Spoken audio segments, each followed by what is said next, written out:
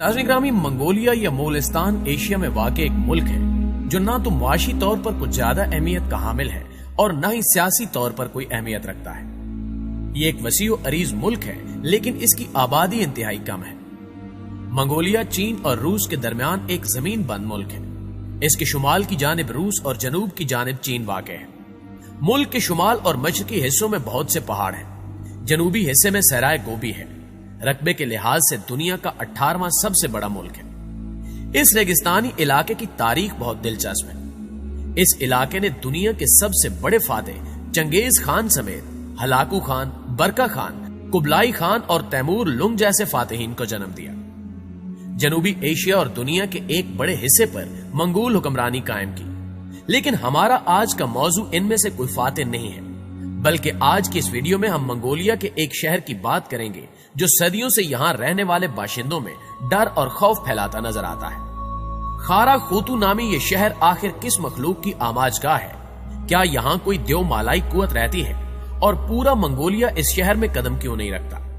इस शहर से मुतल्लिक इस किस्म के पुरस्कार सवालात के जवाब जानने के लिए वीडियो को बगैर स्किप किए आखिर तक जरूर देखिएगा। और अगर आपको हमारी वीडियोस अच्छी लगे तो इन्हें लाइक करते हुए हमारी हौसला अफजाई जरूर किया कीजिए। तो आइए चलकर मौजू का बाकायदा आगाज करते हैं। नाज़रीन ग्रामी, आज हम जिस शहर की बात करने जा रहे हैं इसे खारा खोतू कहा जाता है, जिसके खंडरात मंगोलिया में फैले सहराए गोबी के वस्त में पाए जाते हैं। खारा खोतू का मतलब है शहर स्याह यानी काला शहर, जबकि मंगोलिया के कुछ लोग इसको काला पानी भी कहते हैं। ये एक शहर ममनुआ है और मकामी बाशिंदे इस शहर से दूर रहना ही पसंद करते हैं। मंगोलिया की अवाम में इस शहर से मुतल्लिक मुख्तलिफ किस्म की बातें पाई जाती हैं।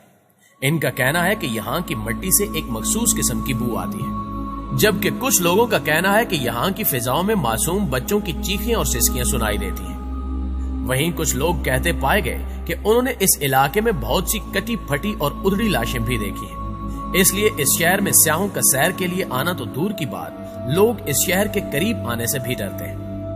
सदियों पहले आसेब ज़दा और वीरान कहलाया जाने वाला ये शहर एक जीता जागता जिंदगी से भरपूर और एक पुररौनक शहर हुआ करता था।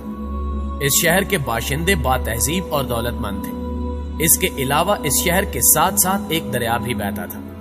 यहाँ की जमीन भी काफी जरखेज थी। तो ऐसे में सवाल ये पैदा होता है कि ऐसा क्या हुआ कि ये शहर खंडरात में बदल गया, जो आज मंगोलिया में इबरत के नाम की मानिंद हर सू मशहूर है।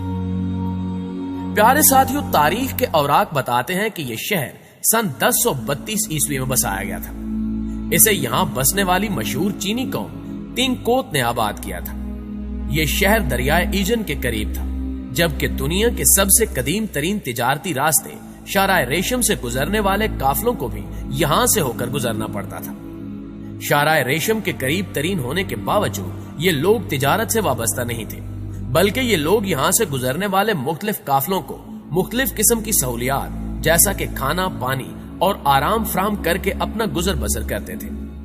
सन 1226 में चंगेज खान ने इस शहर पर कब्जा करके इसको फतह कर लिया, जिसके बाद यह शहर तेजी से तरक्की की मनाजिल तय करने लगा। इस शहर की इंतजामिया और यहाँ की शान शौकत के बारे में मशहूर सयाह मार्को पोलो ने अपने एक सफरनामे में भी बात की है। उस दौर में यह शहर एड्जना कहलाता था, जिसकी दीवारें बेहद मजबूत थी। यहाँ आपको चीनी और मंगोल सकाफत का एक इम्तिजाजी रंग नजर आता है। बाद अज़ां कुबलाई खान की कायम करदा सल्तनत युआन डायनेस्टी में इस शहर को एक खास मकाम हासिल रहा। कुबलाई खान ने सन 1260 में चीन के शाही तख्त पर कब्जा करके वहां 34 साल तक हुकूमत की। इस दौरान वो एक ऐसे फातेह के नाम से मशहूर हुआ जो सकाफत का शौक भी रखता था, लेकिन इसे अपनी खानदानी साख का भी ख्याल था, जो कि बस हमले करना और लड़ना थी। दोस्तों, कुबलाई खान चंगेज खान का पोता था।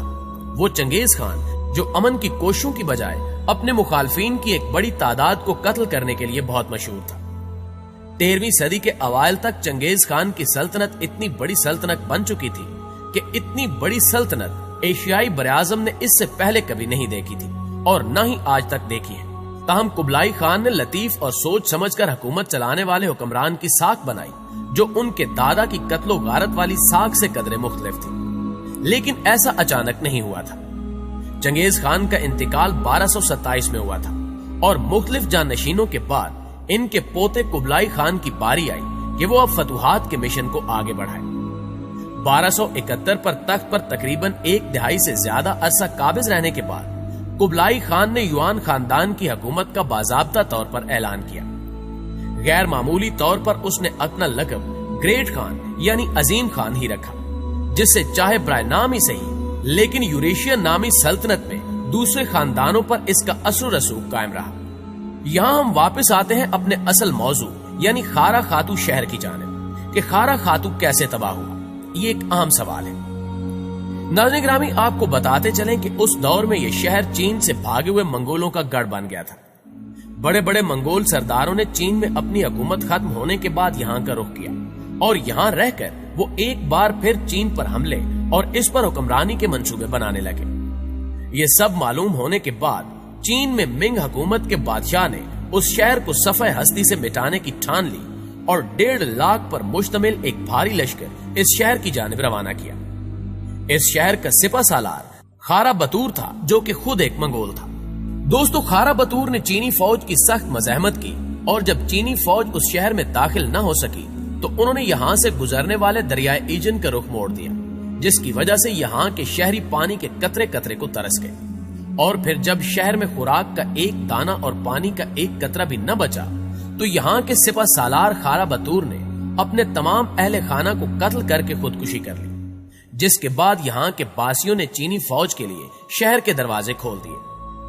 चीनी, जो कि मंगोलों से सख्त नफरत करते थे, उन्होंने इस शहर के किसी एक फर्द को भी जिंदा ना छोड़ा और जानवरों तक को ज़िबा कर दिया।